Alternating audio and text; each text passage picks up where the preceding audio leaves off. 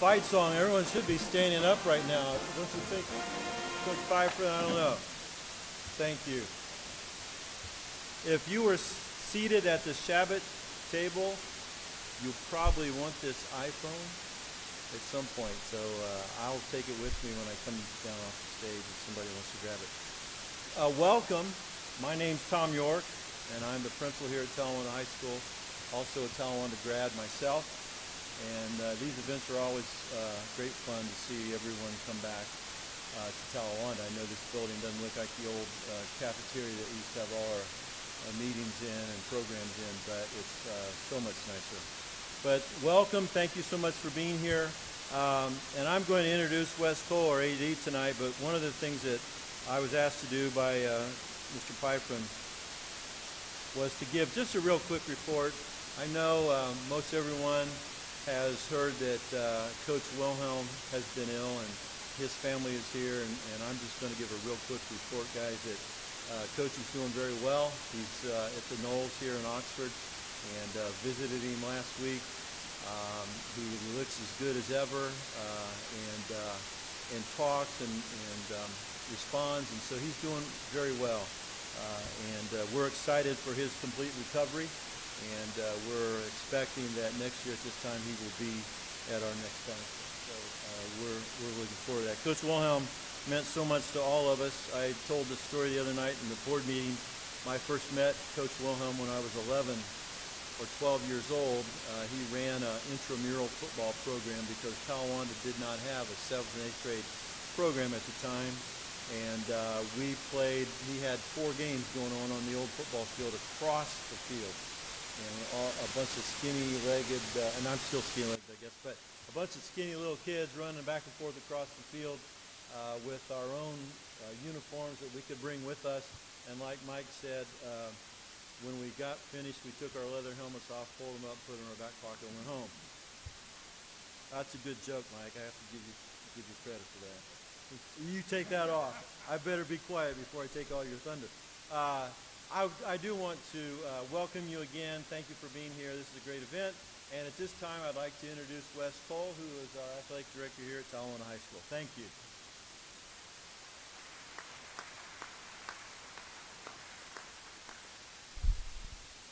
Good evening. As he said, he actually gave my welcome, so he totally messed my speech up. So welcome to Talawanda School District Athletic Hall of Fame ceremony. My name is Wes Cole. I'm the athletic director for the Talawanda Schools. Thank you for being here this evening to celebrate these accomplishments that these individuals have given to Talawanda. It's an exciting time. And this is just a great evening to be a part of, as I'm honored to be here tonight with you to celebrate these 8 individuals. This is my 3rd year as the athletic director here at Talawanda, but I've also been a part of the school district for 15 years as a coach and as a teacher. And I've seen many great teams, many great individuals, walk through the doors of the old Talawanda High School and also now our current Talawanda High School. So these evenings are very exciting, and that's also one of the things that one of the reasons I believe Talawanda is one of the best school districts around here. So I really feel, confident in saying that. And again, this is an exciting ceremony for myself. This is one of the first ceremonies where I've actually had the opportunity to work alongside some of these individuals. So that also makes it exciting, as well. I've seen, what some of these individuals have done, have put forth, have done at Talawanda, and just, again, made such a great place. Evenings like this are not able to be done without people behind the scenes volunteering, giving your time, and, again, making these ceremonies such a great thing for us. I'd like to start out thanking the Hall of Fame Committee for their hard work, time, energy to make this event happen. This starts a year in advance, and there's different meetings, talking over candidates, doing things, kind of getting things rolling, and then once school starts back up, getting paperwork in, talking to the inductees, and it's a long, tiresome time. So again, thank you to our committee, and again, who turned this into a class program. Also, if you happen to know of someone you would like to nominate for the future Hall of Fame classes, there is a sheet in the front of your program. If you want to, like I said, if you want to nominate someone, you can drop that off at the Talawanda athletic office at any time, and we'll take that and then give that to the committee. Also, would like to thank the event sponsors this evening. We have 2 of those, and again, events cannot happen without donations and generous, contributions. We have the Chabot family, Barry and Susan, Jeff Chabot, and Betsy Burke, and also Justin Chabot. We also have Mary Ellen Burns. So again, thank you to those event sponsors. Also, we'd like to thank our table and inductee sponsors, and those were listed on the tables we had them on every table for you to look at and see. Again, thank you very much to those sponsors. Also, we have Dan Zimmerman, who put the slideshow together. He takes all the pictures our inductees have. He puts them together and has an awesome slideshow. So again, thank you very much to Dan Zimmerman for that. Also, his son Andy, Andy does a lot. I will say that. There's things in the athletic office that we ask Andy to do. He does things for our student signings, our college signings. He does things for the Hall of Fame. He does, paperwork for the programs and then sends that off. And actually, right now, he is live streaming this program. And he has our student, most athletes who are in his digital media program. So thank you to those students that are here this evening, and also thank you to Andy for all his contributions. Also, we want to thank Sharon Gregory. She is our FCCLA teacher, and she has her students in the cafeteria. Those are the ones that were serving our members, and they're actually in there now cleaning up. So again, thank you to her and her students for that. That really helps us out tremendously. Also, we want to thank Bob Smith. He donated the programs that you have here tonight. He's a former grad of Talawanda, and donates that. So that is very special, and that helps us out a great deal. I want to thank Molly Mers. She's our assistant principal, one of the assistant principals, and she is here. She was working the table along with Ann Hoskins. So I want to thank Molly Mers for being here as well. And finally, I want to thank, I already said her name, but Ann Hoskins. Most of you probably have seen her. If you've been to an athletic event, you've seen her. If you've been, in the school, you've seen her. She does a tremendous job. Last year, I brought her up and embarrassed her. I don't want to do that this year. But again, just a tremendous person who does nothing for herself. It's all for our kids. It's for our inductees. You should have, you probably don't want to hear some of the things that she was saying this past week, but again, she does so much, and again, Talawanda would not be as great of a place as it is without her. So I definitely want to thank her for all her hard work that she does. So again, thank you, Ann. And I'm sure she'll punch me later on, but I'm fine with that. I would also, like to recognize all of the former Hall of Fame inductees that we have here in attendance with us tonight. So we have, if you want to stand and raise your hand, we have Bill Bowers, Gene Marks, Susie Wills, Elton Everson, Dave Butcher, Bill Thomas, Stu Eversole, Joe Pyfrin, Bill Swift. I'm not sure, we were told Kate Thomas would be here. I'm not sure if she was able to be here yet or not. But Kate Thomas. Carol Hartman. We have Wanda Goldie for Dr. James Goldie. We have Irma for Bob Purcell. We have Dan Purcell. Greg Abrams. Jeremiah Kennedy. Chris Webb. Don Krauss. Thad Persinger. Michelle Schwegmann. Joe Rogers. Gene Woodruff. Jason Lindsay. Chris Miller. Jesse Rodenbaugh, Stacy Ritz. We have Wanda for her daughter, Kaylin Goldie Barter. Excuse me, granddaughter. Mike Clark. Ryan Holmes. Alice Schwegmann Krauss. Don Laster.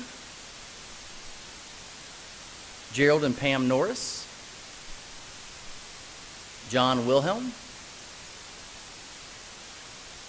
Chuck Jones. Robert H. Van Osdal. Danny Wilhelm. Kyle Johnson. Jim Martino. Scott Trostel. Okay, also, you know how I gave all the credit to Ann Hoskins? If you might have been left off of that, I will blame her for that. If there's anyone that I missed, please stand at this time so we can recognize you being a part of the... Ann did a great job with that. Thank you very much. At this time, I'm going to go ahead and get it started. I'm going to give the microphone over to Mr. Joe Pyfrin to get our inductees up here. So thank you very much.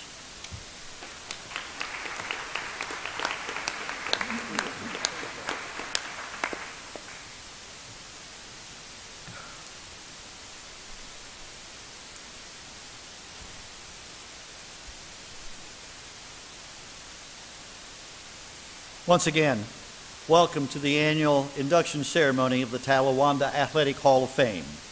I'm indeed honored and proud to be a part of this recognition ceremony.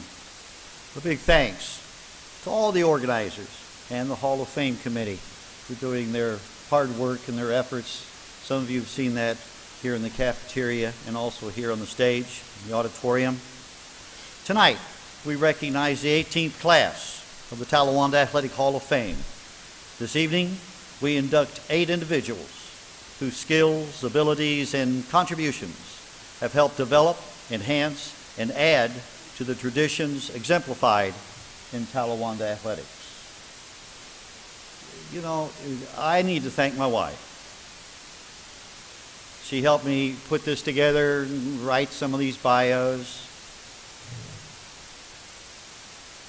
She's been mad at me since April 22nd. Because on April 22nd was the anniversary.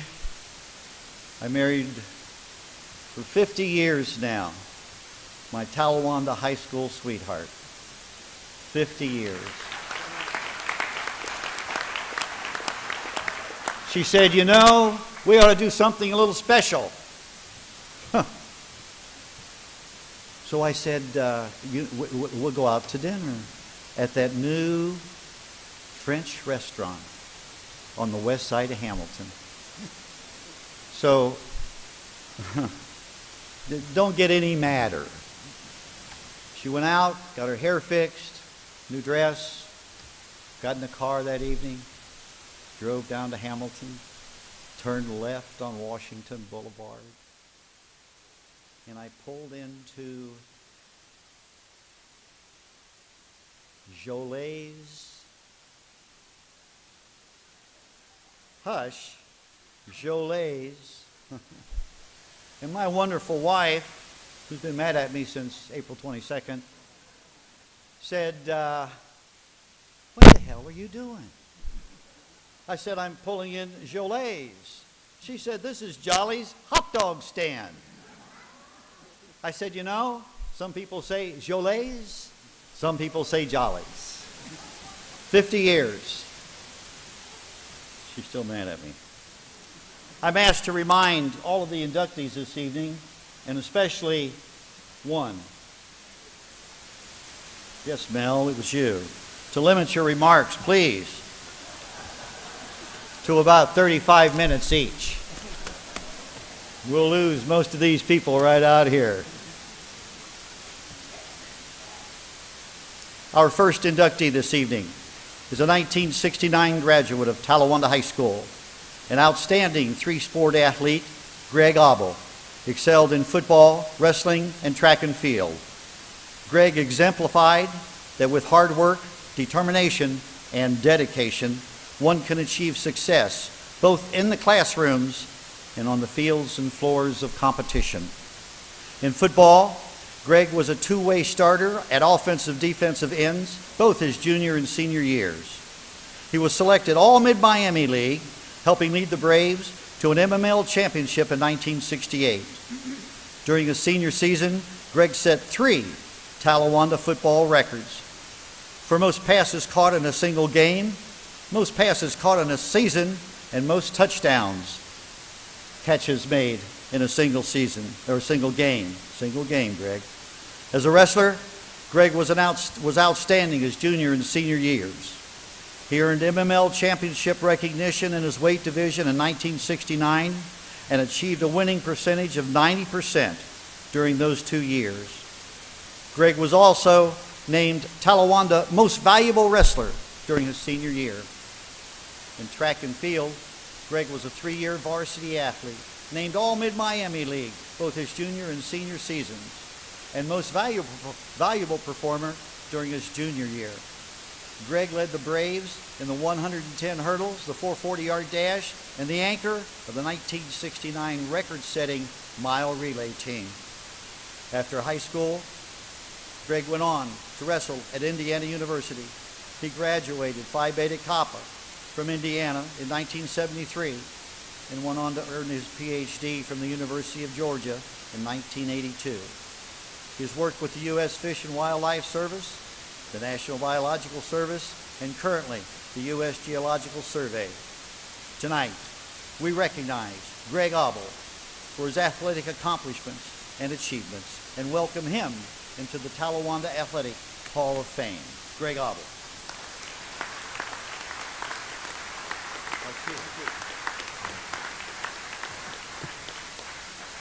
Thank you. I'm going to try to be brief here. Thank you. Being a high school athlete was very important.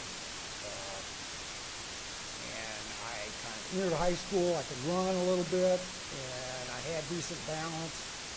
And I very much disliked losing. But I was relatively unskilled. It took me a long time to get good enough to play. And Talawanda is a wonderful place because I had that opportunity. And a lot of that is the quality coaching, not just as technical coaches, but as individuals. Because those people, Bill Bowers and Marvin Wilhelm, Joe Rogers, if you took it seriously, they took you seriously as a member of the team and were willing to give you the time to get better. And I appreciate that opportunity. I needed it, and it's not all that common in high school.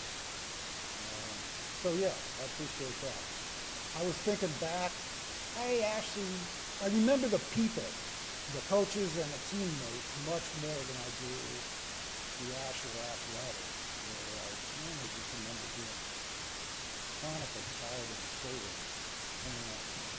But I'll share one story. This was the last game of the season, my senior year playing football. And all we had to do was win that game, and we won the league championship. We beat the team the year before 50-0.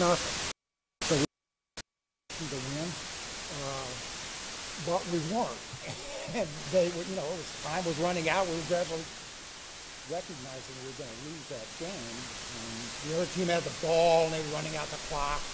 And they kind of needed one more first down, so they actually threw. And Tom Hoskins, he's a big, strong defensive tackle. He inexplicably dropped back into pass coverage where they weren't expecting him to be, and he intercepted the pass. He had an open field, but a lot of people caught him from behind. So then we threw, those last play of the game, and we had sort of a helter-skelter play where everybody went to the end zone and ran around in circles. And They had a pass interference penalty, and then Joe Overton ran it in from the 2-yard line after time had expired. So that was, I remember that. Standing at the back of the end zone with the lights kind of shining in the dark, with my back to the landfill. And I remember thinking, okay, this is really good. Hang on to this. Because it's probably going to be going downhill from here on.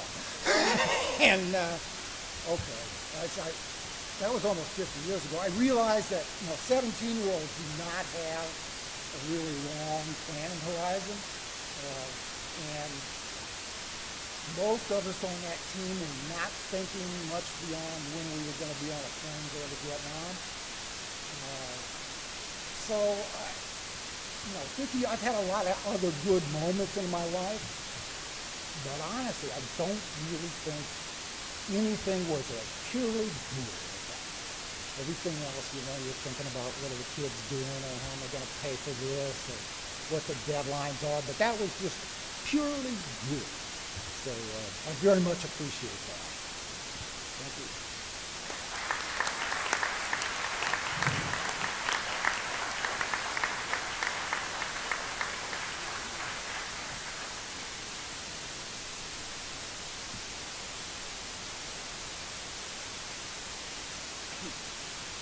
There are times when athletic achievements and accomplishments measure a person's success. And there are times when their success reaches out to positively affect others. Our next inductee not only excelled in athletics and athletic competition, but his reach has touched the lives of many. Mel Edwards is a 1972 graduate of Southwestern High School, an outstanding two-sport athlete in wrestling and football. Mel led a team that were city champs, league champs, and sixth-place finishers in the state of Michigan. Mel accepted an athletic scholarship to Miami University and was recognized first-team defensive end in the MAC, Player of the Year, Most Valuable Player, and was an integral part of three Tangerine Bowl championships. In 1976, Mel received his BS degree in education for the next 36 years, dedicated his life to the boys and girls of Talawanda School District, both in the classroom and on the fields of football. Mel served as an assistant football coach from 1977 through 1980, and again from 1987 through 1996. Mel became Talawanda's head football coach in 1981 and was recognized as the first African-American head coach in all of Butler County. Mel helped coach the Braves to Mid-Miami League championships in 1990, 1991, and again in 2001. The Talawanda School District has recognized Mel's efforts, naming him Teacher of the Year in 1985, Crystal Apple recipient in 2002, and the Talawanda Excellence in Education Award in 2004. The City of Oxford has also recognized Mel with the Community Foundation Award, and Mel has also received the Butler County Outstanding Advocate for Children Award. In 2014, Mel was inducted into the Greater Flint African American Sports Hall of Fame. And tonight, because of his athletic success, his coaching, his teaching, his leadership, his reach, and his touch, we welcome Mel Edwards into the Talawanda Athletic Hall of Fame. Mel Edwards.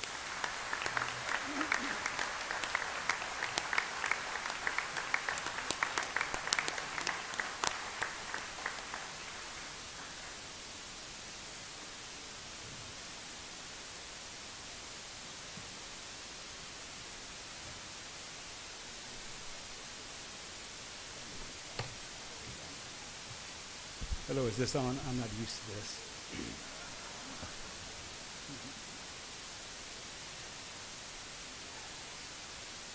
Good evening, everyone. I'm going to put my glasses on so that you can hear me. First and foremost, I must give thanks to God, who is the head of my life. I truly know from whom all my blessings flow. I could have been dead and in my grave, but you made death behave. I know that for every goal that I've set and all the goals that I've met, it was because of you. All of the awards and all the accomplishments that I've achieved has been through the grace of you. I give you all the praise. I give you all the glory. From the words of the late, great actress, Elizabeth Taylor, as she spoke to her 8th husband on their wedding night, I won't be long.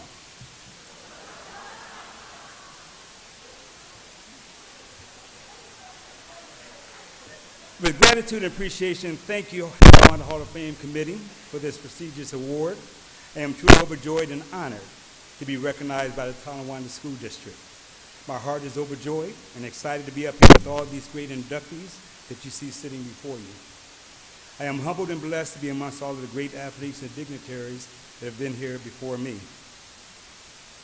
Never in my wildest dreams, growing up in Flint, Michigan, chubby Tommy Edwards, wearing his husky jeans with the big cuffs in them, that I would be standing on this stage as a 2017 Talawanda High School Hall of Fame inductee. Never did I think when former Flint Southwestern High School quarterback Jamie Shokir's family, rest in heaven, moved to Oxford, Ohio before the start of his senior year and my sophomore year, that I would be attending Miami University in Oxford, Ohio. Never did I think that when head coach Bill Mallory came to my home in 1972 to sign me to play football at Miami University on a full athletic scholarship with my lifelong friend Rick Taylor, that I would later make Oxford, Ohio my home. Never did I think that when I came to Miami University as a wide-eyed 17-year-old freshman that I would be teaching and coaching at my college roommate, Pete Rome's high school. Never did I think that while I was jogging on Sycamore Street in July 1977, when Miami's athletic ticket manager and Talawanda Board of Education president, Bud Haiti, stopped and asked me if I had a teaching job yet. My reply was, not yet. And his response was, I think I could find you something as a study hall supervisor at the high school. It was exactly 40 years ago, August 15, 1977, that I first stepped onto the Talawanda football practice field. I remember that day well, because that was also the day that Elvis Presley died. Ladies and gentlemen, Melvis is in the house. In 2013, after teaching and coaching for 36 great years in the district, I retired. I can proudly say that all 36 years was in the Talawanda School District. There was no other place I wanted to be. I know that I had a pretty good football career at Miami, in particular my senior year. Coming out of high school, I was unanimous first-team all-conference selections, unanimous first-team all-state, and a high school all-American.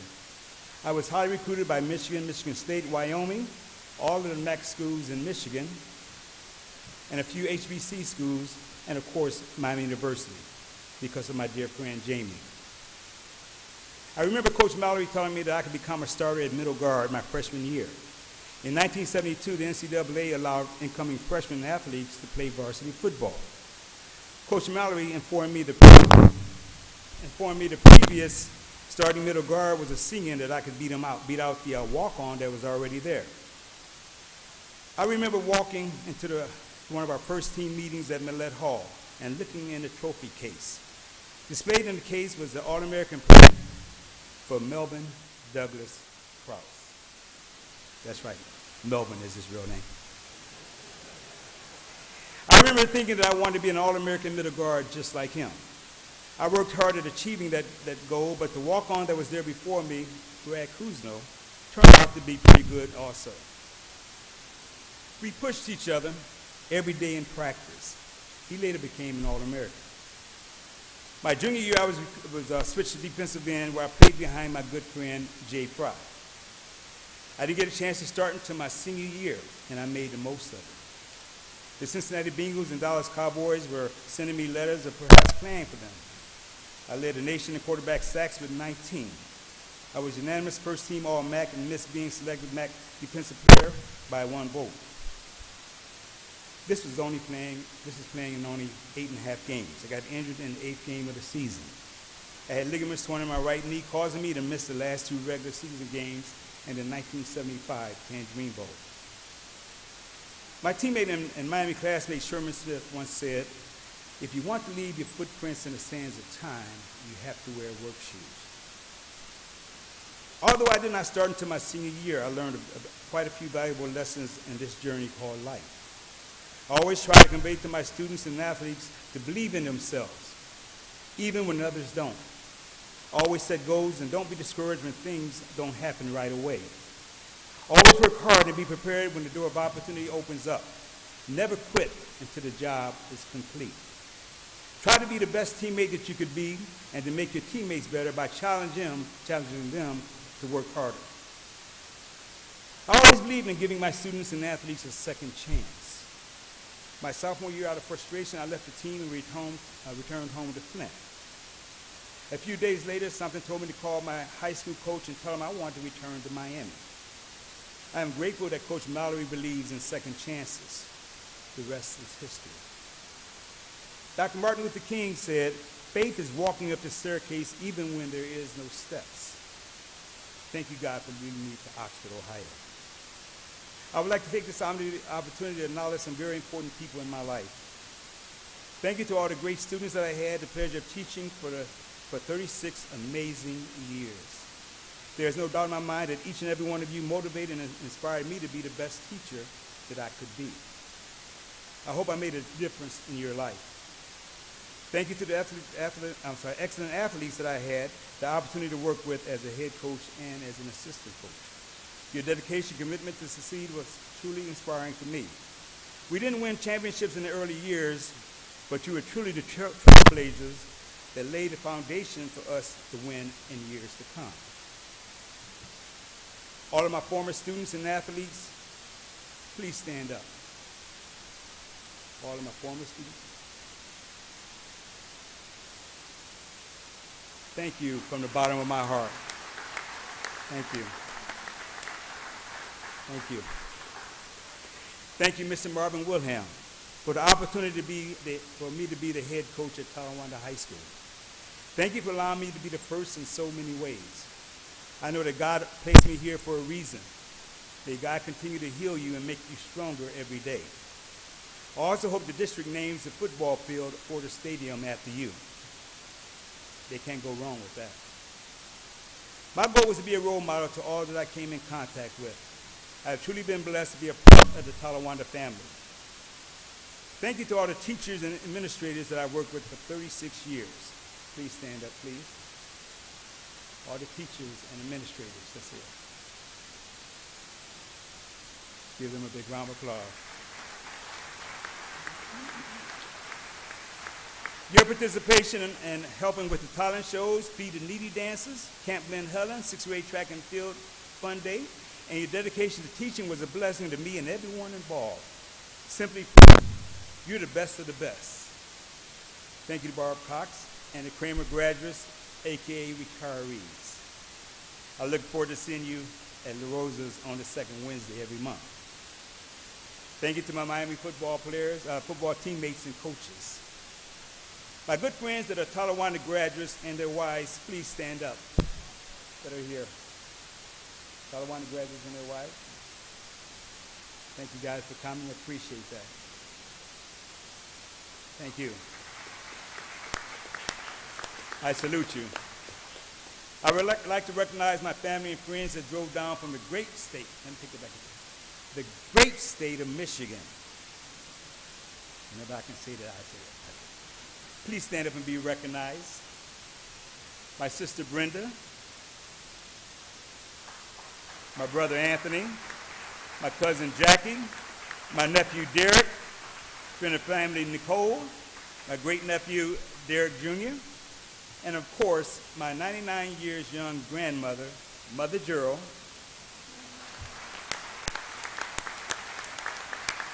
who just celebrated her 99th birthday on September the 13th. You are such an inspiration. I love you all. Thank you to my Bethel AME church family. You're a blessing to me, and I am grateful. Would you please rise?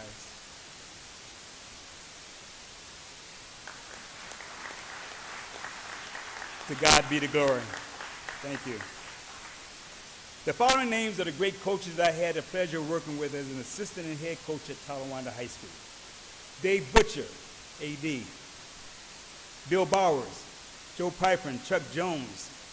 I was on that staff. That was my first year, 1977, and that was the staff that we had. Barry Parsons, Mark Julian, my offensive coordinator. Walt McCutcheon, Tom Lindsay, Dan Curso, Tim Derrickson, former state representative. Jeff Ginther, David Sherman, Rick Johnson, Bob Blake, Nick Connor, Eric Tudor, Joe Hazenall, Chad Velty, Bob Johnson, Jay Fry, my Miami teammate and former Talawanda head coach. Dr. Joe Funny Man Jackson, Brandon McFadden, Jim Carter, Dave Churchman, Jim Brzezinski, Keith Feldman, Scott Cottongill, R.B. Crouch, Bruce Hurst, Brian Butts, Terry Mertz, who was also my cooperating teacher in Hamilton, Justin Mertz, Wes Cole, Mike Wright, Ted Caudill, Sam Morris, Jerry Day, Matt Balser, athletic directors, trainers, Robin Brooks Judd and Greg Daniels, and the Talawanda Physical Education Department, including Nancy Meeker and Sharon Oaksley. Doug Krauss, thank you for asking me to be a part of your coaching staff in 1987 after I resigned as the head coach at Talawanda.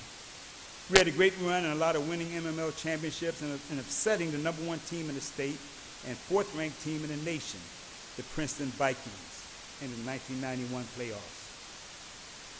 I would like to give an extra special thanks to Denise Zimmerman. She encouraged me to apply for the head coaching job position here at Talawanda High School.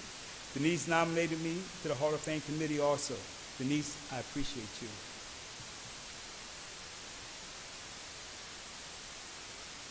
Thank you to Cleve and Bessie Rome for your words of encouragement and guidance. I truly appreciate, love, and miss you. Thank you, Harry and Joyce Davis, for always being there for me and for letting me use your car while I was a student at Miami. I would like to give thanks to my parents, Willie and Jacqueline Edwards. Thank you for the gift of life. You always instilled in me that I was somebody. Rest in peace. I miss and love you both. To everyone that I failed to recognize, please forgive me. As I receive this Talawanda Hall of Fame award, I want everyone here to know that this also belongs to you. Congratulations to the 2017 Talawanda Hall of Fame inductees. Some of my former students are up there. I'm so proud of that. May God continue and bless you all. Thank you.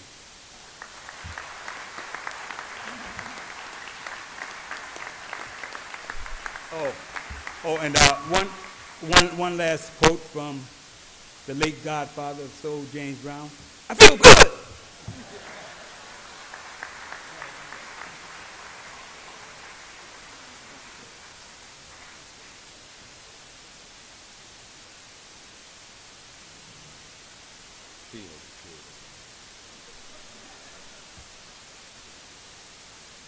Melford T.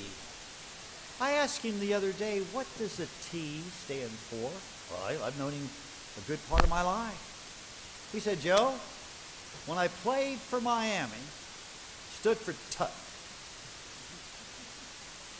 Sometimes it stood for tenacious.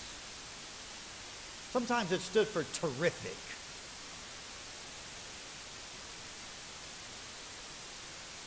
I think maybe tonight, let's just have a stand for Talawanda.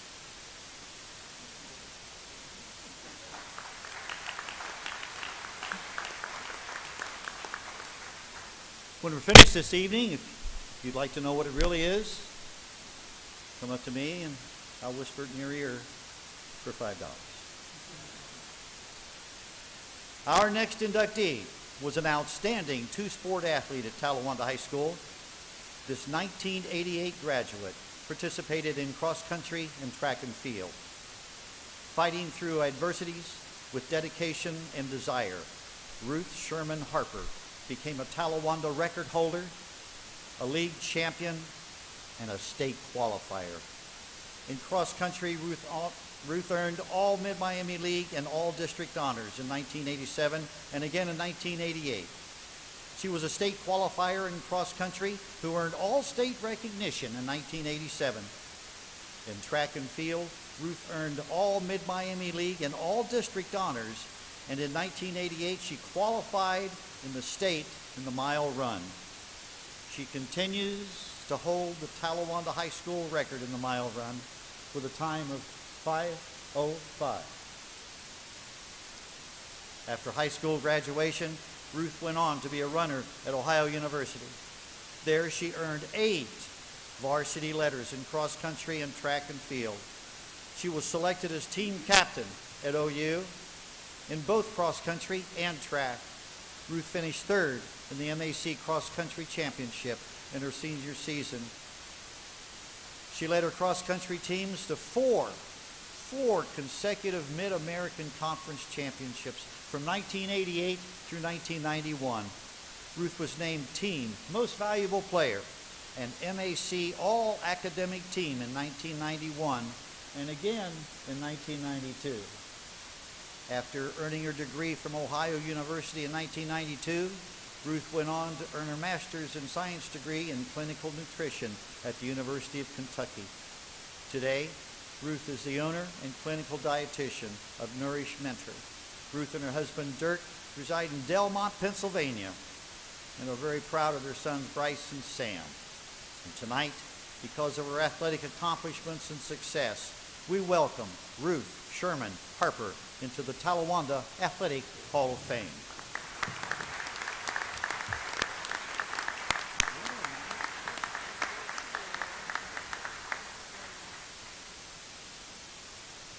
Good evening. Thank you so much. It's such an honor to be inducted into the Athletic Hall of Fame. It just makes me smile because my whole adult life I haven't really seen myself much of an athlete. I have athletes in my family. My sons have been involved in athletics, and that's been the focus. And so having this little flashback to the old days has been such a treasure and a pleasure and a surprise. So thank you so much. I just want to share what athletics has meant to me in my life. When I was in high school, I was just happy to be a contributor on the cross-country team. Mr. Plank over here, my coach, my beloved coach, he invited me to come and run, and I was like, why not? I'll do that, and was thrilled to be able to be on the varsity team as a freshman. And, that's fine. I didn't expect to succeed at a very high level. And after a couple years of running and enjoying it, I got really slow. It was horrible, and I couldn't figure out what was going on, but I loved it. I didn't want to stop. And I was diagnosed with mono, and in the process of learning what was going on there, I had some blood draws that showed that I was anemic. And once I was medicated for that, I got the iron supplements I needed. I suddenly felt like a superwoman. It was like, if I gave the same effort that I had to give when I was anemic, I was doing very well. I was practicing with the men's team and was able to win races, and I was surprised. And I got looks from Division I colleges and went on to run cross country and track at Ohio University and enjoyed a great success there. It was just such a pleasure and a joy to do that. And of course, I met my husband Dirk while I was at Ohio U and just had a great time there. And it's so interesting, just the lessons that I learned in running through that adversity, just that those hard things mold you, that you learn not to give up. You learn to grow in the midst of those hardships. And I tell you what, being married, being a parent, and especially having a business of my own, so many times just wanting to give up, but then remembering what I learned as an athlete and as a student here at Talawanda, just knowing that, no, lean into it, get into it more deeply, and you will succeed. And so I've found just so much success and so much joy in not giving up and leaning into it and being able to touch lives now as a dietitian working with people who are struggling with eating disorders. It is just amazing to see that I can share that love for leaning into adversity and knowing that there is sunshine on the other side and there is joy and peace. So I just thank you so much for this opportunity to share that with you. And I want to thank my coach, Mr. Plank. It's so wonderful. And my teammates who came here today to enjoy this time with me, and especially my family, my parents, Fred and Terry Sherman, my husband, Dirk Harper, and my two sons, Sam and Bryce Harper, and Sam's wife, Alexandra. So thanks again, and it's such a joy to receive this honor. Thank you.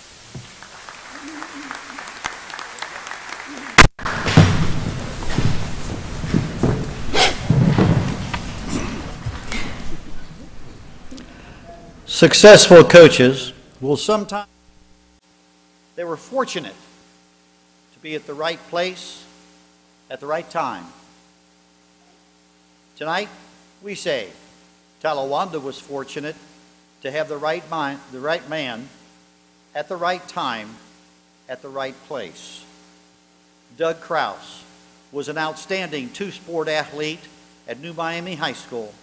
This record setter in track and field as well as football graduated in 1967. Doug received an athletic scholarship to Miami University and achieved recognition for his football accomplishments. He was AP All-American in 1970, second team AP All-American in 1971, a team captain, Miami University Most Valuable Player, outstanding defensive lineman, second team All-MAC, first team All-MAC, and Defensive Player of the Year MAC in 1971.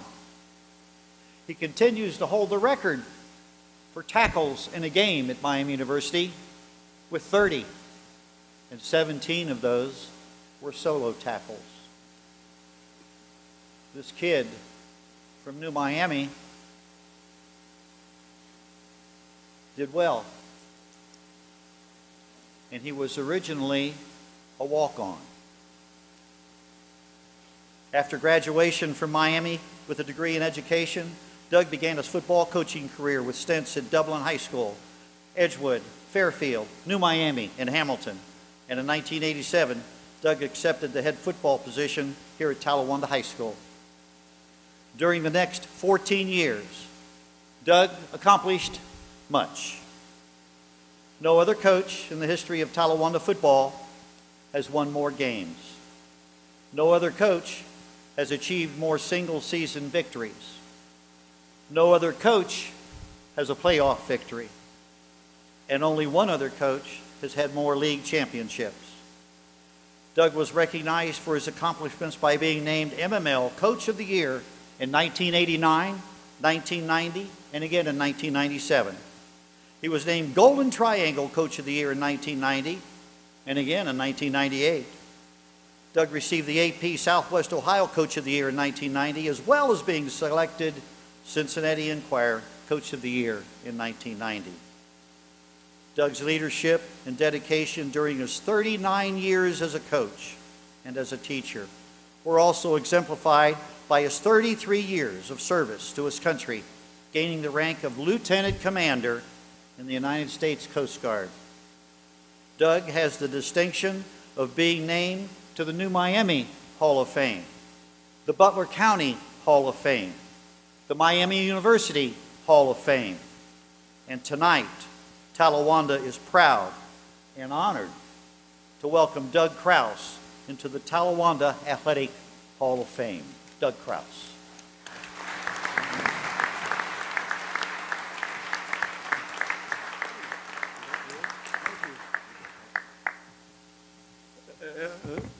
As I'm fond of saying, I am a legend in my own mind. Yeah, I know Denise was a little bit concerned. We got here late. Unfortunately, we had a fire in our bathroom. Luckily, we got it out before it got to the house.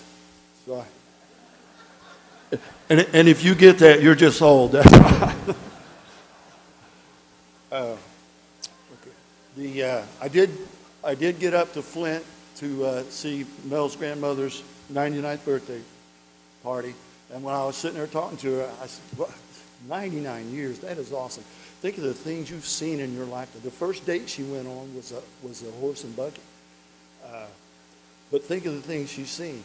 And I said, I would love to come back here next year for your 100th birthday. And she said, well, I don't know why not. You look in pretty good shape to me. Never occurred to her that she wouldn't be there. Hey, I want to thank you all. I want to thank, in addition, Dr. John Trump, Dave Butcher, Marv Wilhelm, and Chuck Jones, who were instrumental in hiring me. I had been coach at New Miami and had enough of being a high school football coach, but when this opportunity arose, and it was just too good for me to pass up. I'd like to thank my wife and my family for sticking through me, through thick and thin. My coaches, without whom I just would not have had the success that I had. My players, another one, without whom I would not have had the success that I had. I'd like to thank Denny Bird, who was my high school football coach, and got me interested in coaching.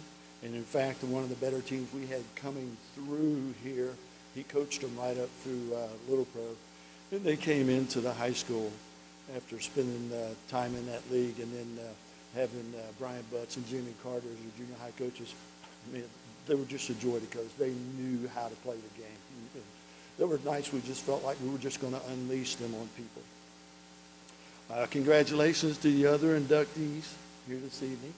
Congratulations to you all. And the other members of the Hall of Fame that are here in attendance tonight. I'd like to introduce my wife and my daughter who came with me. If you would stand, please. Cindy and Jill, please.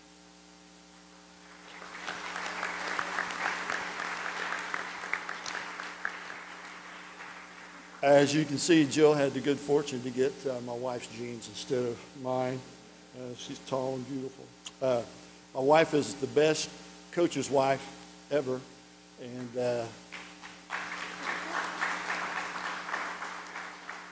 now that my son is the head football coach at Fairfield High, she's the best coach's mom ever. And after every game, we make 140 and feed 150 kids after every football game when they go away. Let's see, best coach's mom. Being here tonight reminds me of what Joe Piper mentioned a little bit ago. Being in the right place at the right time. How much of life is being in the right place at the right time? I actually met my wife on a blind date. And 47 years later, 3 kids later, and 8 grandkids later, looked like that was a good place for me to be at that time. I happened to be in the right place at the right time when I was on my way over to the steel mill, Armco, New Miami, to put in an application when I was just 18 years old. And I'd stopped into the high school to visit with a friend of mine who was the secretary. And Denny Bird heard me out the side of his office door, and he came out. And he said, what are you doing? I said, I'm going over to Armco and putting in an application. He said, would you like to play football?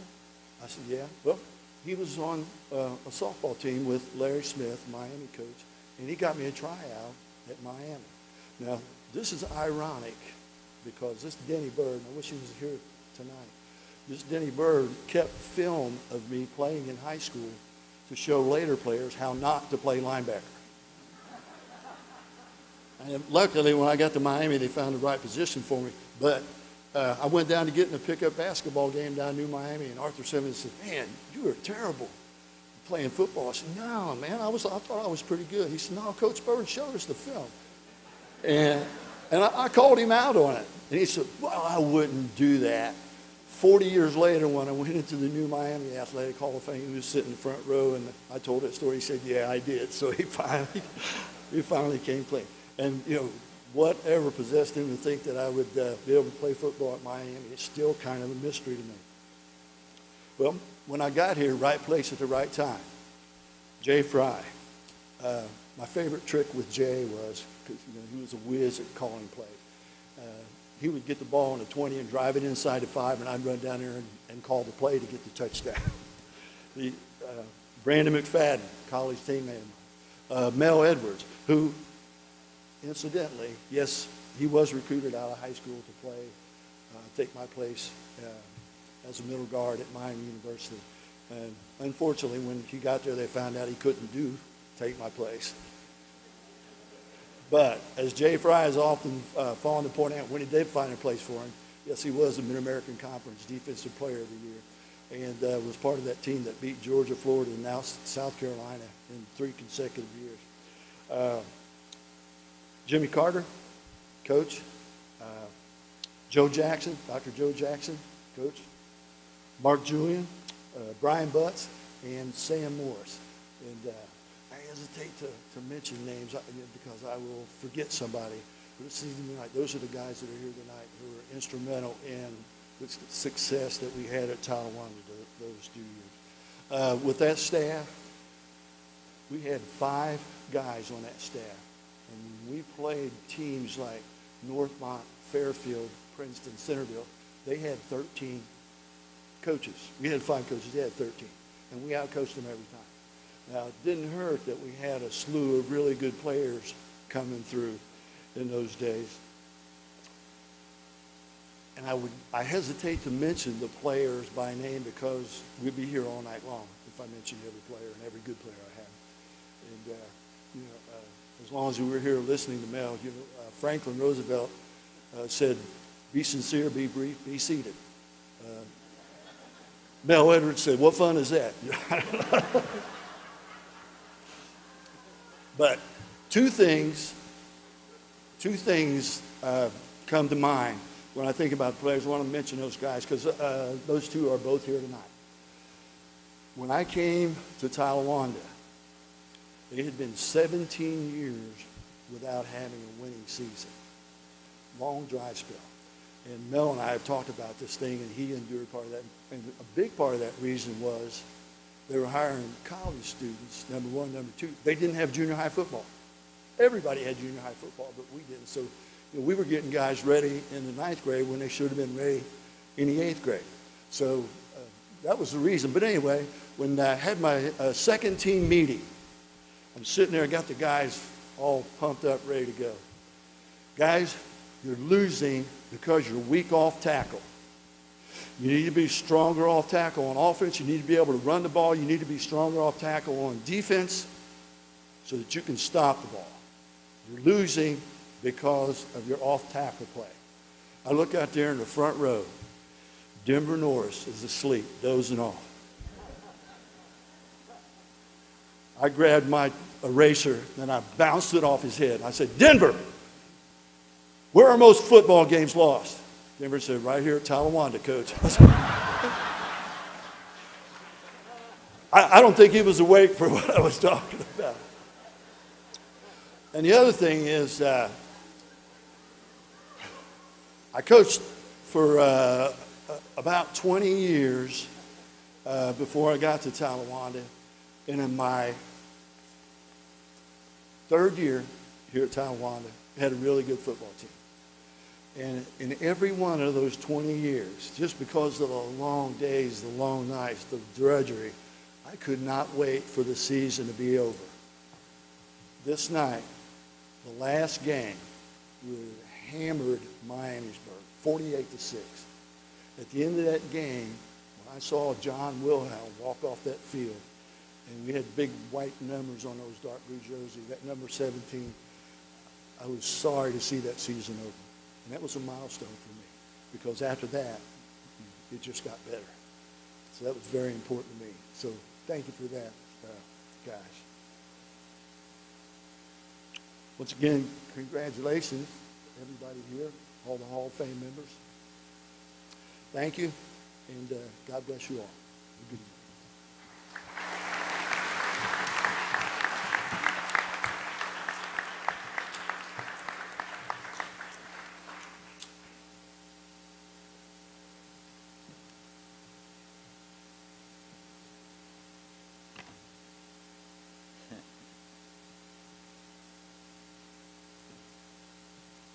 I asked Doug something earlier.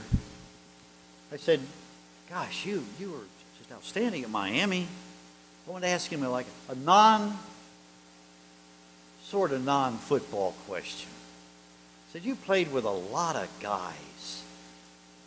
I said, did you ever play with anybody that at Miami that maybe had a difficult time remembering plays, that kind of thing. He said, Joe, he called me Joe.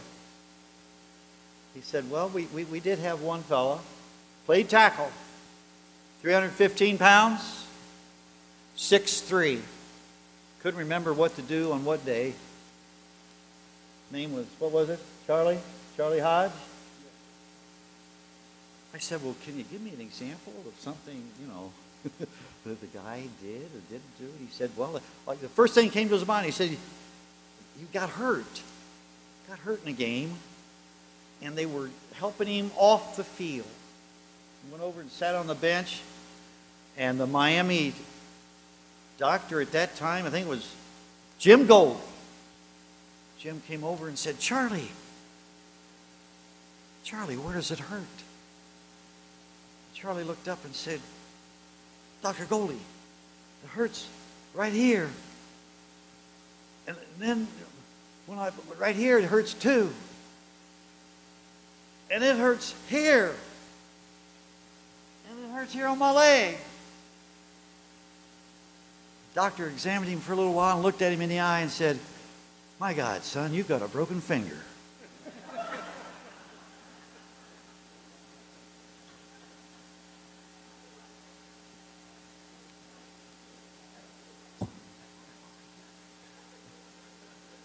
Charlie Hodge, God bless him.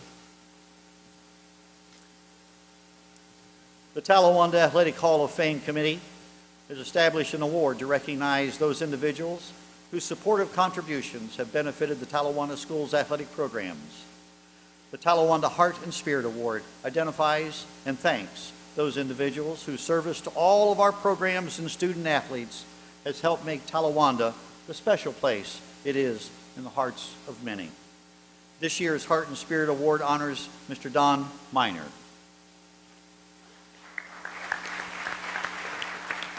Through his tireless efforts and leadership as a member and president of the Talawanda Boosters organization, many changes and improvements were attained.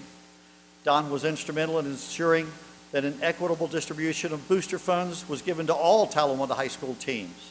Under Don's leadership, membership grew to record highs, and the annual Braves Bash fundraiser collected thousands of dollars for Talawanda sports programs. His work in developing a computerized accounting process accessible by all, that is, transparent financial processes for parents, boosters, members, and coaches. Don was also instrumental in helping Talawanda acquire its Field of Dreams with artificial turf and track. Dan also helped develop corporate partnerships which brought about refurbishing of concession stands. And because of his unselfish giving of time and effort, Don was recognized by the Ohio High School Athletic Association with the State Award for exemplary contributions and service in 2005. The Talawanda Education Association's Friend of Education Award in 2010. The Talawanda Athletic Boosters Lifetime Membership Award in 2011 and again in 2013. He was also recognized by the OHSAA again, received the State Award for contributions and service. Tonight, because of your many years of unselfish contributions, of time and effort, athletes of the past, of today, and yes, tomorrow, Don, say thank you and welcome you and honor you with the Talawanda Heart and Spirit Award, Mr. Don Miner.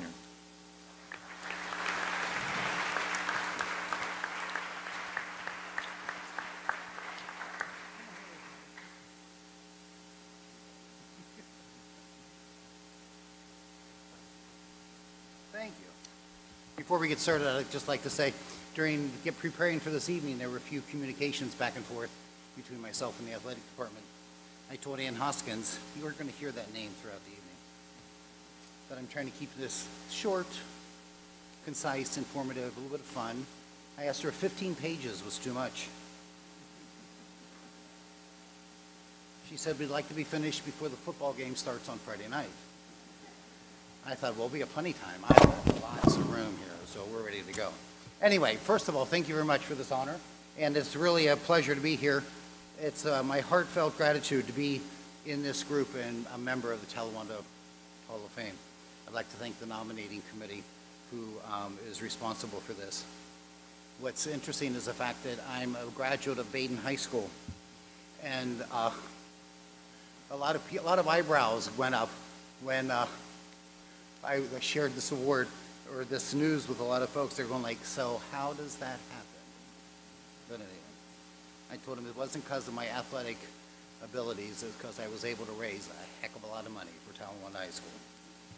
To be included in this class, in this group of people, of former student athletes and teachers and coaches, I'm quite honored to be part of this group.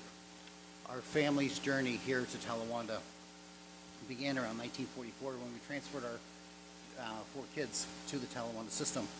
It was not far after that move that my wife Bev and I realized we had made the right move. Our kids were introduced to a lot of programs that up until this time they had not been afforded. A full functioning and well-rounded physical education program, the arts, sciences, math programs with all the associated instruments and tools and gadgets that all those classes have, we were not part of, and it truly made a difference.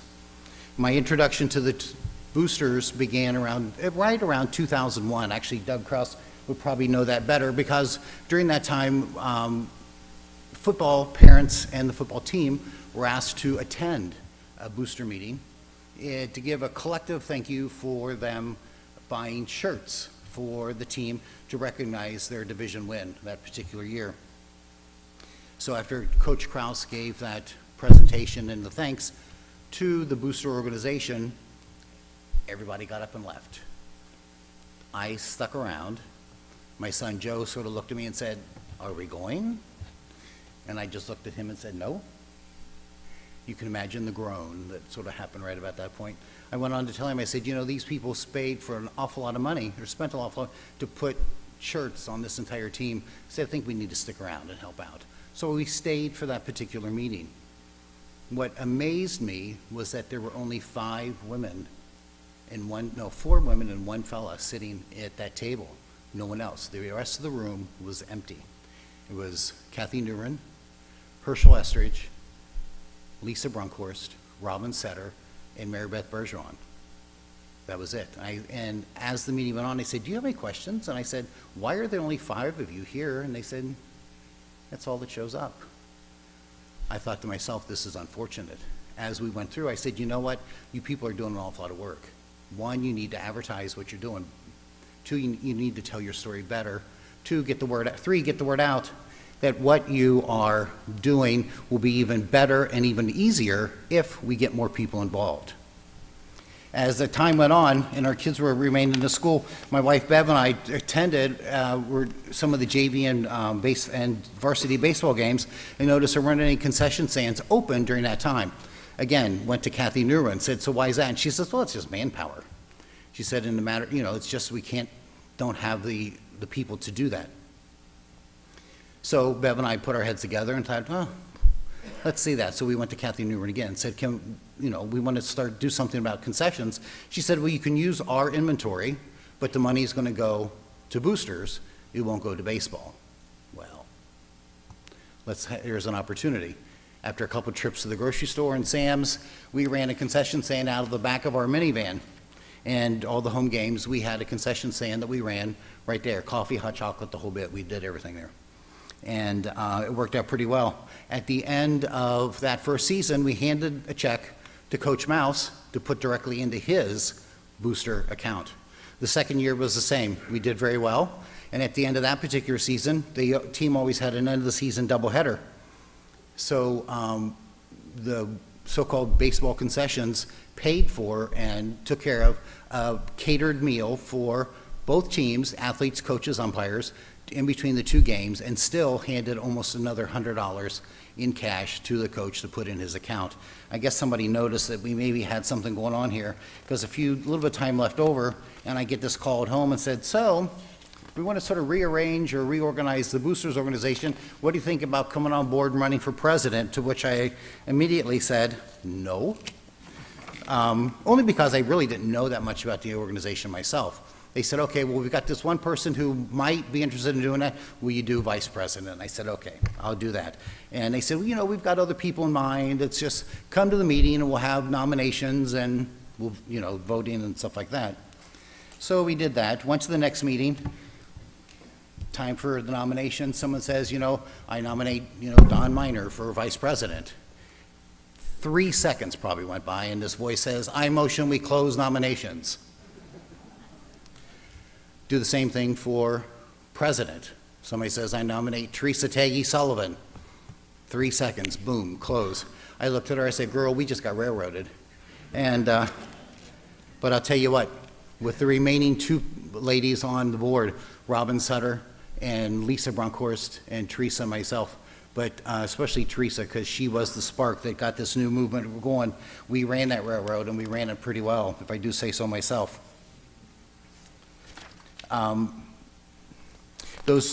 of those names that I talked to you about, I talked about that first meeting, I'm going to recall those things, because later on as we got involved, as Teresa and Robin and Lisa and myself were on it, I was told, and Teresa was told, oh, by the way, we've got this other project that you may not know about. And I said, what's that? They said, we have a $100,000 loan that we need to pay off. And what it was is those 4 people at that table, Kathy Neuren, Herschel Estridge, Robin Sutter, and Lisa Brunkhorst, took that leap of faith. They personally signed for a capital loan to build what was and still is a state-of-the-art field house at the back of Talawanda High School, at the old piece. That, to this day, is the only building still standing on the campus. Miami University, after they bought the property, leveled everything, that field house still stands to this day. And so we were handed that task of not only keeping money flowing into the teams, but also a $5,000 or $100,000 loan that had a 5-year life to it. We worked hard. The parents, the student athletes, the parents, the community, the school board, the athletic office, everybody worked really, really hard to pull that off. And at the end of those 5 years, we paid that loan off. We burnt the mortgage and we had a big celebration at one of the football games that particular year. But I have to give credit to those first 4 people to personally put their names and their finances on the line to have that kind of faith for this Talawanda community, and it worked out, and it was quite impressive to me and to a lot of other folks who were involved in that process. As we went on, things changed and other board members came and others went, and like Mr. Pfeiffer had said, we computerized the accounting processes for the organization, and which allowed each and every coach and the athletic director to know at any moment's time, by using a specific password, they could get into the system and know exactly how much money they had, how much money they've spent up to that point, and what they might expect at the end of the next year. So it gave them an idea, an ability to budget things that they needed to buy and go from there. When we did all those things, we also saw marked improvement and growth within the organization as far as the community as whole. Community businesses, community organizations, all started to back us. Our printed programs, those sports programs that you see sold at the football and basketball and soccer games, baseball games and that, there were times when Bob Smith, who was mentioned earlier, who does all our printing here, would call us and say, stop selling ads. This book is getting so big, we're going to have to go to the next, and nobody's going to want it. It's just going to be huge. Quit selling ads. You've got too many. And that was actually a good thing. Who wouldn't take that kind of a phone call? But it was really well done. The community as a whole backed us tremendously. It was humbling to us to see how the community embraced what we were trying to do for the student athletes here at Talawanda. After our youngest, Caroline, graduated, I stayed on the board for 1 more year, because I always said in all the meetings, I said, just because your kids have left Talawanda doesn't mean you have to leave Talawanda. Your tax dollars still support Talawanda. Stay involved, stay connected, stay involved with the boosters. It's who you are as a community. You don't do that. So I said, well, I guess I have to, live up to that thing. So I stayed for that first year after all 4 of our kids had left, and decided I've done my time, and basically, for lack of a better term, retired.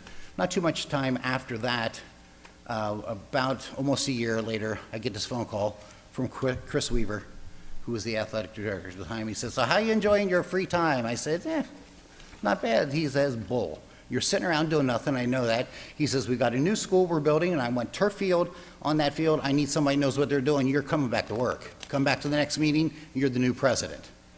And I said, come on, I've done my time. He says, you gotta come back, let's go. So I did. I went back. We went for 2 more years with a lot of work between the organizations, again, the athletic department, the community business leaders, that core group of folks who put together. We did secure and had, and let me put this, with a lot of help from the school administration. That was key. Mike Davis, who was the treasurer and stuff, did a lot of work to help us put that money and structure that whole piece to put that in, get the funds in the right place so they could be distributed properly to pay for that turf field. Did a lot of work for that, but we were successful. We did it, and we got that done. After those 2 years then of stint, we had the dedication ceremony again with Jason Grunkmeyer, who was athletic director at the time, and celebrated that piece. At that time then, I figured, okay, I've done my time. It's close to 8 years now. It's time to go. And I left again. But in getting ready for tonight, I did a lot of thinking about who was involved in this. I've worked with a lot of great, not really a lot, but 2 really good superintendents, some good principals, and a very astute group of athletic directors here at Miami, or here at, here I'm hearing everybody's talking about Miami, here at Talawanda. Dave Churchman and Chris Weaver, and then Jason Grunkmeyer. Now, over those, 7 to 8 years, 3 athletic directors is a lot of folks to be running through that particular position. I guess Miami is known as the cradle of coaches. You could probably say at Talawanda at the time was the cradle of athletic directors. But we were sort of run through them. After doing some introspective thinking, I thought, maybe it's me. I've been running around all this time. Am I running these guys off? But then after thinking about it some more, I thought, no, it's not me. It's Ann Hoskins. It's got to be. It's got to be. I mean, after all, let's face it.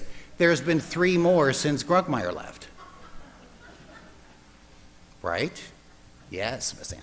Actually, no. What I need to tell you is, without the dedication, the heart, the soul, the organizational skills, the just absolutely sheer wonderfulness of that particular person, everybody far and wide knows that the athletic department, the coaches, the student athletes, all the involved parents would be the proverbial canoe without a paddle if it weren't for Ann Hoskins.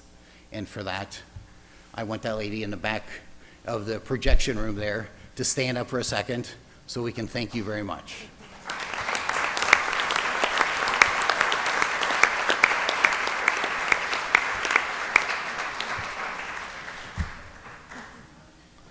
We're winding up here. Actually, you do realize that this binder was just filled with blank paper.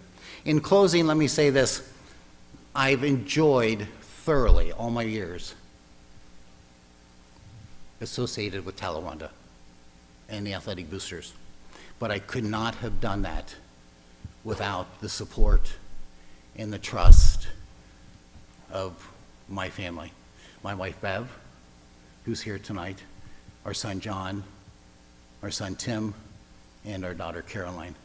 Without them and their ability to let me, as they say, do my thing and to enjoy that, I would have never had this opportunity.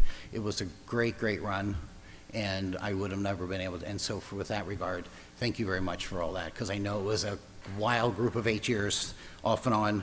Where's Dad? Where's Don? He's at the school. He's at the school.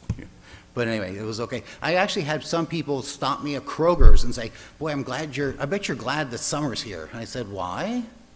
Well, you're off for the summer. And I said, no, I don't work at Talawanda. But we see you there all the time. I was like, no, I'm just a volunteer. Close with this. Talawanda has been and always will have a special part in my heart and soul.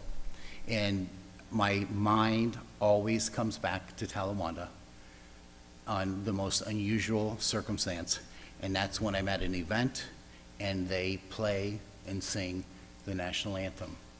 Because as those of us who know Talawanda well, and how that goes, it's that last stanza that gets us right in the chest and right in the heart, where it says, because we're the home of the Braves.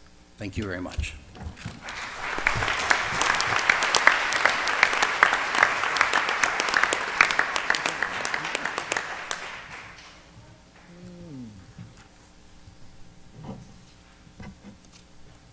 I'm not finished.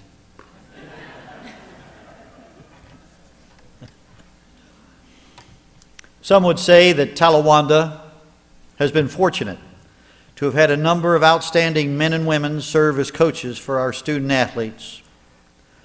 Others would say Talawanda has been blessed to have individuals whose leadership has helped develop those qualities and character we attribute to success, not only on the fields and floors of competition, but in life. All of us here this evening would agree that our next inductee personifies the skills and values of a great coach. Dale Plank is a 1969 graduate of Smithville High School. He went on to earn a degree in environmental education from Ohio State in 1973 and a master's degree in education from Miami University in 1974. For the next 40 years, Dale dedicated his professional life to the young women and men of the Talawanda School District. Dale taught science at Talawanda Middle School and served as department chair for 29 years. As a cross-country and track coach, Dale has the distinction of being the longest-serving coach in the 61-year history of Talawanda. He led the cross-country team for 38 years, track for 36 years, and served as a basketball coach at the middle school for 15 years. His coaching accomplishments include, in track, 8 team championships for the boys, 9 team championships for the girls. He's also coached many individual conference and district champions, many state qualifiers, and 2 state champions. His athletes continue to hold 12 of 18 school records in boys track and 9 of 18 records in girls track. Today, Dale and his wife, Mary Lou, live in Park Ridge, Illinois. And tonight, because of his coaching success and his many years of unselfish dedication to the athletes of Talawanda School District, we are proud to welcome Dale Plank into the Talawanda Athletic Hall of Fame. Mr. Dale Plank.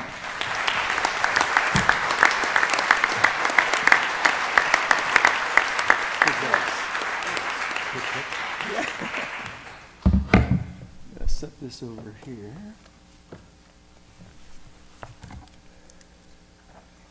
Okay, thanks, Joe.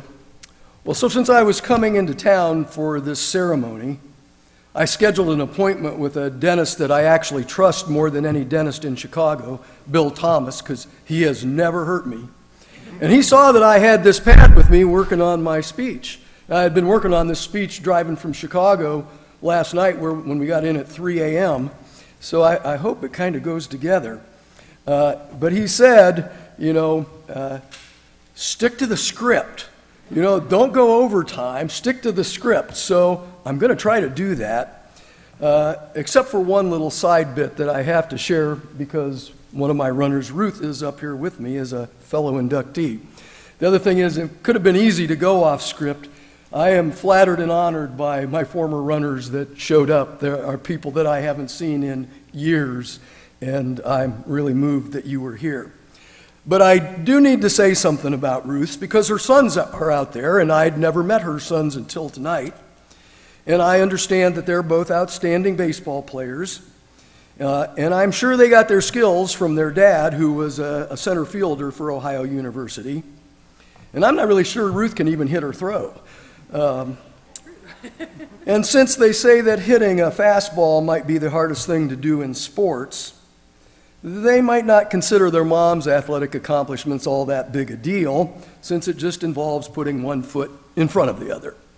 But as been alluded to, Ruth had some struggles that she overcame, and I would say in my 40 years of coaching, I never saw anyone handle it better to overcome adversity and disappointment. She alluded to the fact of the low serum ferritin, and they finally diagnosed it with, when she had mono. She had 18 months where she went from being one of the front runners, one of the outstanding young women runners in Ohio, to the back of the pack. And when they finally discovered this and got the medications right and so forth, it was such a joy to watch her make it back. I remember, and Chuck Jones can probably remember this too, sitting in the infield at the MML meet her senior year. I watched her sprint down the home straight, winning the mile, running the fastest mile time for an Ohio girl up to that point that year. Huge smile on her face, and I just had tears in my eyes. I knew what it took to get there. I knew what the journey had been. And so I said to her, "You should have quit. I would have quit. Most of us would have quit. Why didn't you quit?" She said, "I always thought of myself as a runner." So I guess I would say to her boys, along the way, if you find yourself in a terrible slump, or worse, you get injured, or life just throws you a nasty curveball, and if you feel like you're being pulled down and there's no hope, but you hit the bottom and push yourself back up, if you have the courage and strength to do that, you get a lot of that from your mama.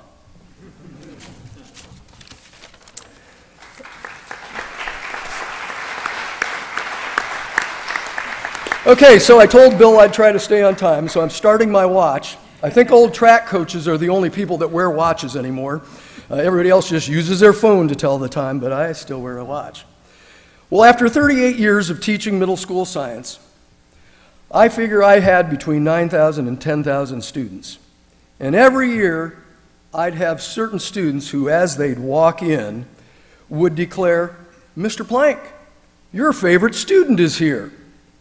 I'd scan the room and reply, "Did Linda Davidson walk in?" They go, "No, they didn't get the response they were looking for. They wanted to believe they were my favorite student." And when they didn't get that, they said, "And by the way, who's Linda Davidson?" Well, she was a 1979 grad who was an outstanding student. I used her notebook for years. She also was an outstanding cross-country and track runner and one of my assistant coaches for many, many years after she graduated from Talawanda. So I kind of had the same thing happen with runners. Now, over the course of my coaching career, I figure I had about 1,000 runners. And so I thought that tonight might be the appropriate time, and perhaps my final chance, to lay to rest the question of, after 40 years, who was my favorite runner? Let's let the suspense soak in for a while. But before I do that, there are some people I need to thank. First of all, the Hall of Fame Committee. Thank you for putting this event together. It's a wonderful event, and what a thrill it has been to see people that I haven't for a long, long time and to get to converse with them. I'd like to also thank all of the ADs I've worked with over time. I believe there were 8, including Dave Churchman, Tom Holmes, Wes Cole, Dave Butcher, and Chuck Jones. I need to especially thank Dave Butcher, who took a chance on me as a 25-year-old to name me the head cross-country coach. It was a gamble. I still sometimes am in awe that he decided that I had what it took to make that decision, and I hope I never let you down, Dave.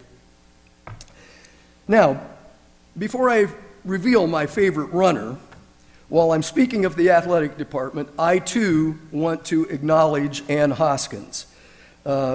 Again, after 14 years in the athletic department and 5 different athletic directors, there has certainly been many times that she's what kept the athletic department afloat. And she did so much for me, scheduling buses, making sure everything was square, that sending in district entries and so forth, that she, as other people have alluded to, has just been a fabulous gift to Talawanda athletics.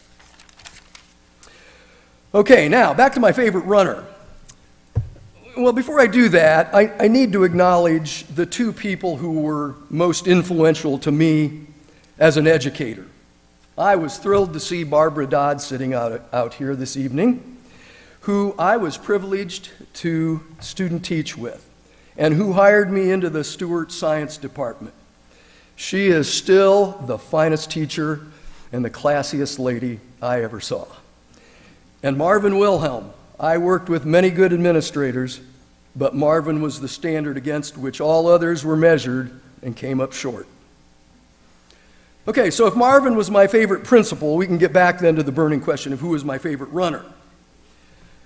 Well, I should, though, before I do that, acknowledge my high school track coach. None of you would know Larry Rader, but he was the person who I think molded my coaching style.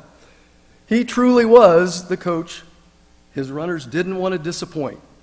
He was quiet, reserved, had a certain intensity, and we did not want to disappoint him. And he showed me that you could succeed as a coach using that model. Well, someone who might be able to guess who my favorite runner would be the people, the men and women that I had the privilege of working with as coaches. They were assistants in names only. They were co-coaches. That would be a more appropriate title than assistant. People like Don Kelly, when I first started, who coached our throwers. The Holmeses, Janet and Tom. Paul Stiver, Scott Whiteman, Heath Kelly, Jim Carter, Brad Mills, Stephen Ricco. Kalindi Webb, who had the greatest longevity with me, and Chuck Jones. He and I spent hours making track lineups back in the 80s. It would be difficult to pick a favorite co-coach of all time because they were all knowledgeable. They all had passion for running or track and field. But most importantly, they loved the student athletes that we worked with. All right, so if it's difficult to pick a favorite co-coach, and I know my time's running short. I've got my watch going here. I think I still have 4 minutes left of my 5. So I know my time's running short, and I'm going to have to reveal that favorite runner quickly. But you know what would make someone a candidate for favorite runner would be their families. And that's another group I'd like to thank. The families that entrusted me with their son or daughter.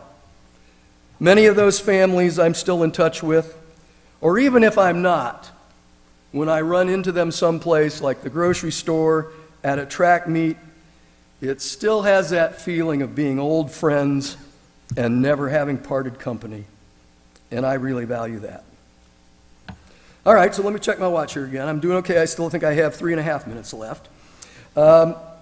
Just a little bit before sort of opening the envelope, so to speak, as to who the favorite runners would be. Those of you who know me best would know there are two sides to Coach Plank. There's the tireless, hardworking, dedicated, whatever it takes, worry to a fault. Some of you wouldn't know that about me, but my first grade teacher nicknamed me Worrywart. So I do worry to an extent. But then there's that other side of me, that more balanced, more realistic, calm voice in the storm, keeping the even equilibrium. Side one has a name, Dale. Side two has a name, Mary Lou. I would like Mary Lou, my wife, to stand up so she can be recognized. And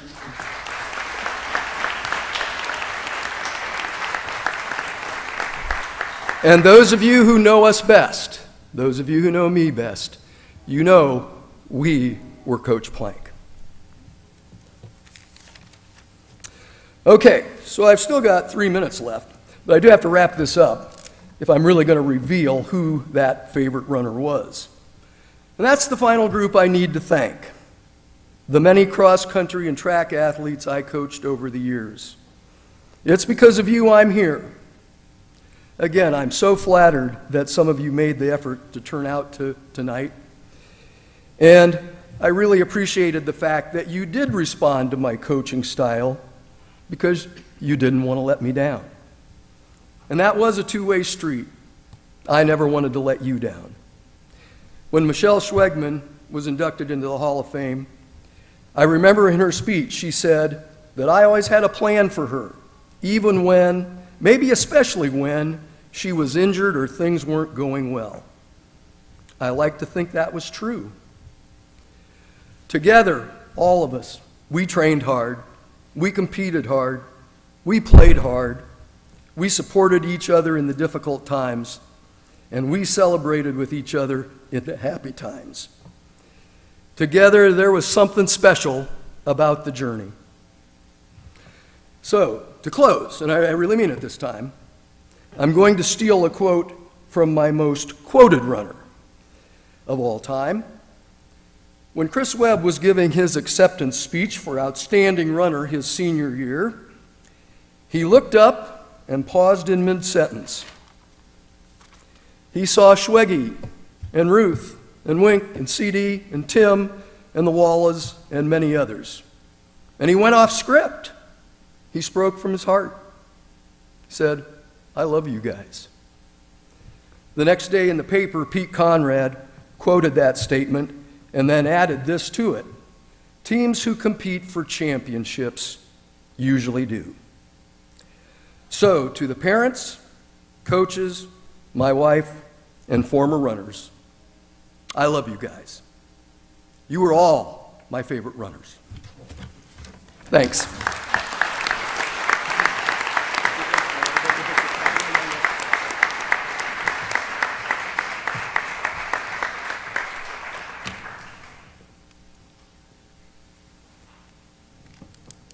Came all the way back from Park Ridge to go to the dentist because he doesn't hurt you. He's the best. That bridge is still in right now.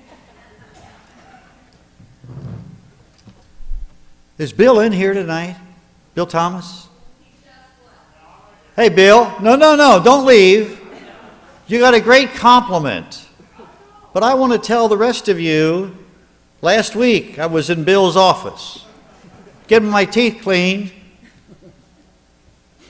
From the next room, there are moans and groans and all kinds of carrying on. And I kept my ear to the wall. Well, no, I was in the chair. But you couldn't help it. Bill, don't deny this. There was a pregnant lady in the chair. She was hollering, my gosh, complaining about, and I heard her say this from the next room. She said, "My God, that tooth is killing me. I think I'm going into labor." And compassionate Bill Thomas said, "Lady, you got to make up your mind so I can adjust the chair properly."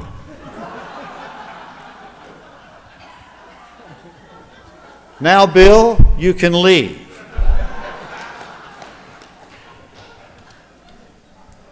I didn't go over there to see how you adjusted the chair either.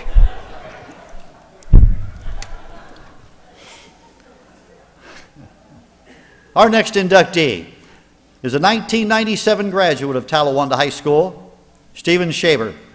Earned 10 varsity letters as an outstanding athlete for 4 different sports, a feat almost unheard of in today's world of specialized participation. This multi-sport athlete competed in soccer, football, tennis, and most notably, ice hockey. In tennis, Stephen was a standout 4-year varsity starter. His first 3 seasons paired with Scott Garnett and Eric Zimmerman. He achieved 2 Mid-Miami League championships and a second place in the first doubles title.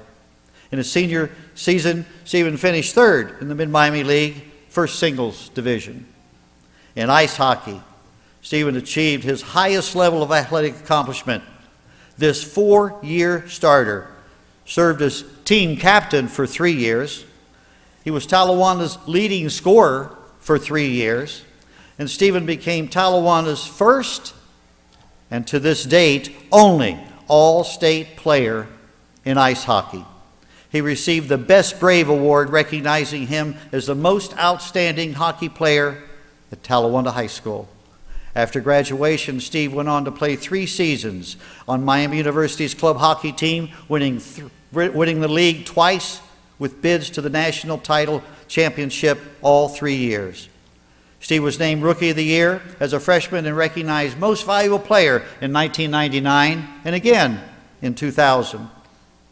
Steve graduated from Miami and went on to receive his master's degree in International Affairs from Columbia University in 2012.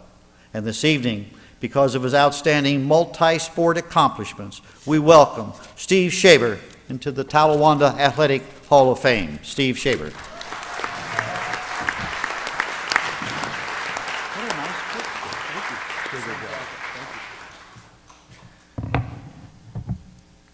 All right, I don't have a lot to say. As Coach Plank already said, I hope it goes together. I want to thank Tom Holmes. I wish he were here tonight. He was a great advocate for me in inducting me into the Hall of Fame. I also want to thank him for his energy over the past 3 years, not giving up on me, to get me here actually for this ceremony. I couldn't make it for the previous 2 years. Hockey was my life growing up. I have so many memories and experiences from that time, and I look back recently and I think so many of those experiences occurred off the ice. I can think of the countless drives that I had with my mom and my dad to practices in Ohio and Michigan and across the Midwest. I think of memories like going to a game where we had a number of players in the car and all of our equipment was on the roof, and before you knew it, we looked behind us on the interstate and Raymond Owens' equipment was just tumbling down the interstate. I remember the time that when I was playing club hockey where I had a breakaway, went down against John Carroll and scored a goal, talked a little bit of trash to the goalie, and I looked up only to see my parents on the other side of the glass and my mom shaking her head in disappointment. I ended up having to write an apology note to that goalie. He deserved the trash talking, trust me. I can remember the 5 a.m. practices that we had twice a week every winter season, where we had to get up and be on the ice 5 a.m. and then get to school. I remember my freshman year at Miami where guys like Matt Palenka and Ty Kober and Jesse McWilliams, Greg Seals, Jeremy Francis, they took me under their wing as I was the only freshman on the team.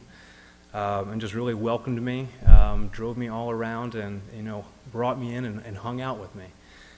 I can think of the time where it was the national championship game my junior year at Miami. We were playing against our rival University of Indiana, and our coach just said, before we went out on the ice, he said, "Take a moment and just go around and I want to hear you guys talk and what this means to you." And I remember when it got to me, I said, I almost didn't come out for the team this year because I was a little bit over hockey, but I did it because of the memories and the relationships and the experiences that I have built with you guys. The time in the locker room is the reason why I came back. And that's fitting because this is such a great honor for me to be inducted into this Hall of Fame, because it brings back just these wonderful memories and experiences. And finally, I just want to thank the people that have enabled that experiences and the memories for me. Those are my parents, for the money and the driving and the energy, and the for being at my games all the time. So I love you guys very much, and thank you all.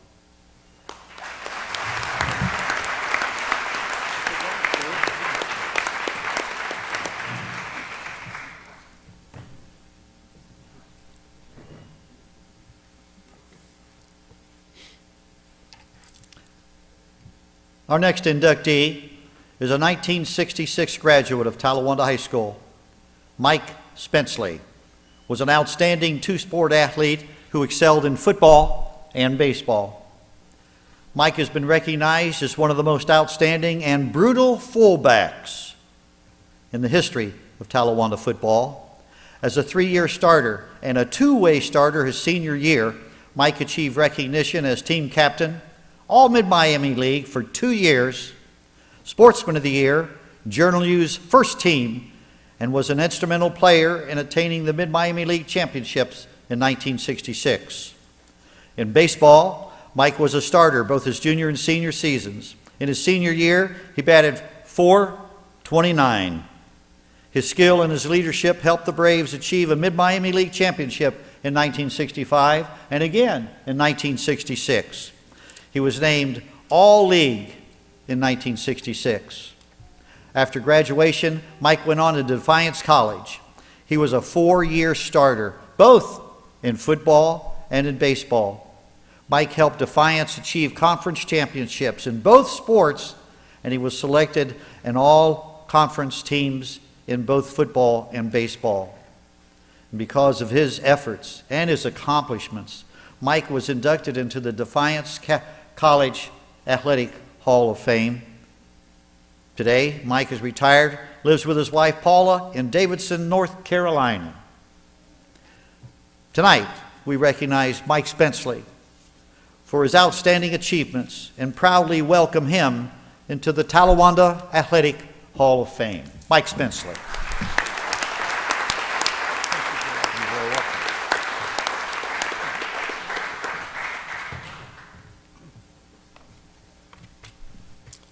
Good evening, and I'd just like to start by saying that I am honored, humbled, and excited to be here this evening. When I think about all of the members of the Hall of Fame, the outstanding athletes, the great coaches, and other individuals in the Talawanda Hall of Fame, and now to think that I'm going to be joining them, that is indeed an honor. And there's several people that I would like to thank that have helped me on this journey. And we'll start with my grandparents, Weeb and Lucy Eubank, many of you know them, and my parents, Bob and Luann Spence Lee. Now, my grandfather, prior to being an NFL Hall of Fame coach, was an outstanding athlete in high school up in Richmond, Indiana, played baseball, football, basketball, also played baseball, football, and basketball for Miami. My dad played football and baseball for McGuffey, and then after high school went on and played college football at Brown University. So I guess what I really thank my parents and my grandparents for is passing on those good athletic genes to me. That was appreciated. A little bit more about my parents. My dad, he was always available to coach me in Little League, throw some extra batting practice, toss the football around the yard, go fishing, play golf, whatever it was that we wanted to do, he was always there to provide some guidance and some leadership. And also I'd like to thank my parents. In my varsity career at Talawanda, they attended all of my games, both home and away. And then when I went up to Defiance, they attended all of my football games, home and away also. Of course, for them, every game was an away game since it's a 3-hour drive from Oxford up to Defiance. So that was appreciated. So to Mom and Dad, Grandma and Grandpa, I thank you for your support. I'd like to thank my wife, Paula, for her support. Paula, can you put your hand up or stand up? There she is. Paula and I didn't know each other in high school. We didn't know each other in college, for that matter. After college, I went to California. Uncle Sam sent me out there. I was in the Air Force, and we met when I was in the Air Force and got married 1 week before I got out of the service. We then hopped in the car, went up to San Jose, California, where we started our professional careers. And up in San Jose, I hooked on with a couple of slow pitch softball teams. And up until I was in my young 40s, I played pretty competitive softball up in San Jose, many times playing 100 or more games a year.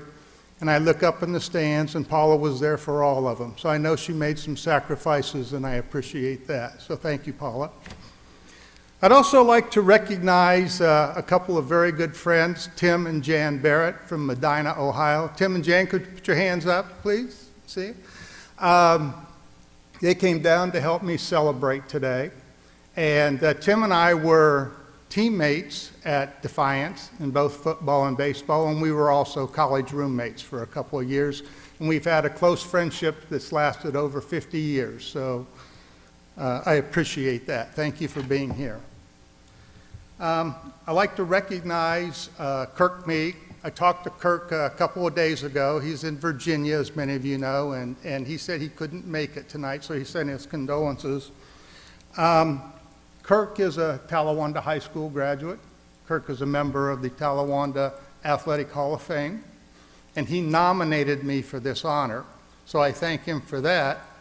Kirk was also my football coach at Defiance my freshman year. That was 1966, and some of you may have heard this. That was a heck of a football team because Kirk likes to talk about it, and I'm going to talk about it now. We were 10th ranked in the nation out of 325 schools that played NAIA football. We were 9-0, and we had the #1 ranked defense in the nation out of those 325 schools. We gave up only 42 points in those 9 games, and we accomplished that by playing 8 underclassmen on defense, 3 sophomores, 5 freshmen, 2 juniors, and a senior, and I was lucky enough to be one of those freshmen that started on defense.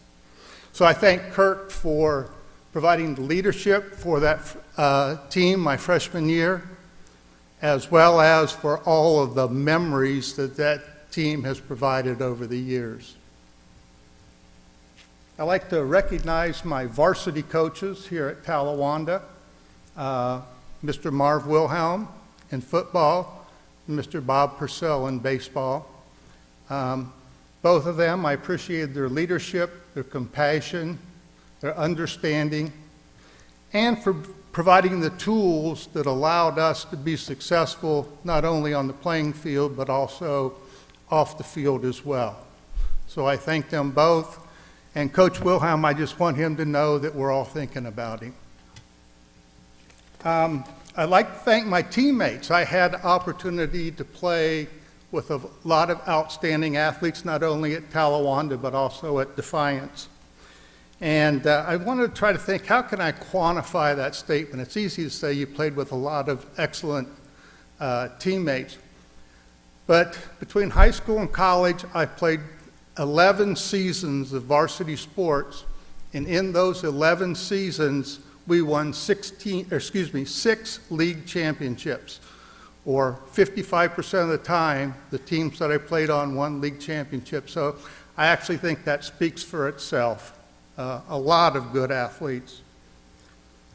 And then lastly, but certainly not least, I'd like to thank the Talawanda Athletic Hall of Fame Committee for seeing fit to induct me into the Talawanda Hall of Fame. It's something that I'm very proud about, and thank you very much.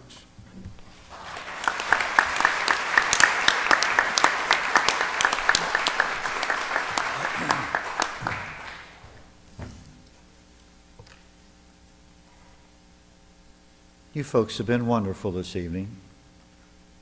You even laughed at a couple of my stories. Please say something nice to my wife about me. Or the next 50 years will be bad. In closing this evening, the Talawanda Athletic Hall of Fame has become richer and prouder because of your abilities, your accomplishments, and your contributions. The athletes of today and tomorrow will look upon you as the supporting pillars of the tradition of the sporting excellence we call Talawanda.